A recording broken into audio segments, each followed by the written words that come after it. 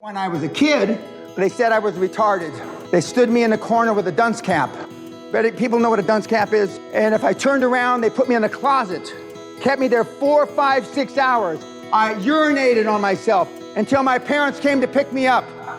Now just imagine if that had happened to you. But I used it. It's not what happens to you in life, it's how you interpret what happens. I made it make me stronger, tougher, smarter. Most people would just collapse. When I played football, American football, Coach Roy J., may he roast in hell wherever he is, he says, "Pena, you're so slow you ought to wear the other team's jersey. You're such a poor athlete, put the other team's jersey on. You know, good for us." But I kept on going, hitting that line. You know, when they have the tackling exercise, one guy in the middle, and everybody just, I was that guy every day. If that had happened to you, I know what you do. Some of you would have committed suicide. 2 or 3 of you have asked me either privately, on one-on-one, or during the breaks, you know, I was thinking about going into such and such, but I don't really know anything about such and such. How can I do it? Remember, I knew not enough about the oil and gas business to fill the top of that pen. I knew less than. And by anybody's imagination or statistics or benchmarks, I was super successful. And as I said earlier a couple of days ago, now, unfortunately, I know a lot about the industry. And I haven't made any money in it in a number of years. I wonder, you know, I haven't. Because now I look at the deals, no, I mean, the ratio between gas and oil and this and that and supply and demand. And now I'm an expert. I've made a dime in it in 10, 15 years. Because now I look at it the wrong way. I look at it, even though I don't do spreadsheets, I look at it in a spreadsheet manner. And you can always come up with a reason why not to do something.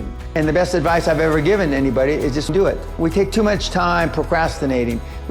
And because we're afraid of failure. Fear is false expectations appearing real. We're worried about what other people think. We're trying to fit in. And I can go through a whole litany of bullshit. Now, it's not bullshit because it's not true.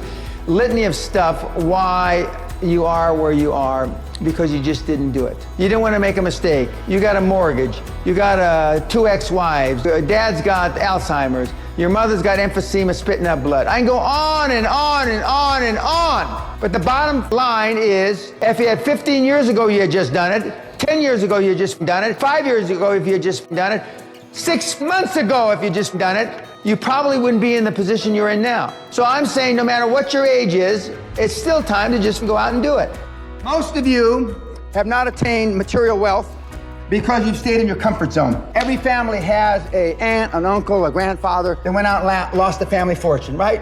Uncle Harry, crazy Harry, he lost 20,000, 50,000, $1 million, whatever the number is. Well, that resonates in you, in your brain, your little pea brain. And then you hear another one. Your roommate in college, he's got an Uncle Harry. So pretty soon, the only input that you have is people losing their family fortune. That affects you, i.e., you then live within your comfort zone, i.e., you don't take risks. A turtle can only move forward when it sticks its head and its feet out. And when it sticks its head and its feet out, it's most vulnerable, right? Biggest risk. Most of you have lived a bubble-wrapped life. Most of you have been risk-averse. Risk-averse to the extent there are people beyond my comprehension that get all the way through high school with never been screamed at, never been slapped, never been in a fight, never been reprimanded by their parents. And then look at them, snowflakes. Snowflakes meaning they melt under pressure. And when I say the world is through, look at you. And if you don't find something that you love what you do, don't bother. Because if you don't have a passion for what you do and you love, it gets old. I say this stretching a little. It's like a significant other that you've been around too much, okay? Well, if you're not passionate about what you do in life, it gets old, and then it becomes work. And as soon as it becomes work, you're finished. The reason why I'm fired up at the end of a 6-7 day week of 15, 18 hours a day is because I'm passionate about pulling you sorry asses across the goal line. Because that's my goal in life now, to pull as many of the sorry individuals on the planet across the goal line as I can before they put dirt on me.